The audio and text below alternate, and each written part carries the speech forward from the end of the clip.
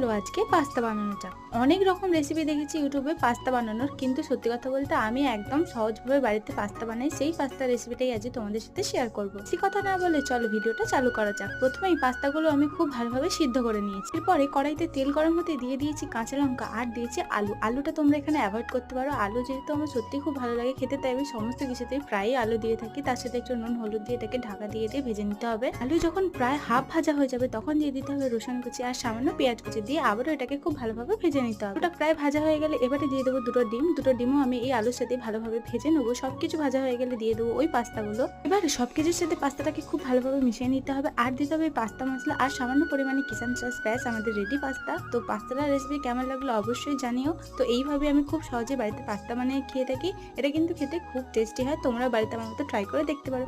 তো আজকের ভিডিওতে এতটাই থাক, দেখা হবে নতুন নতুন ভিডিওতে। আজকের জন্য টাটা।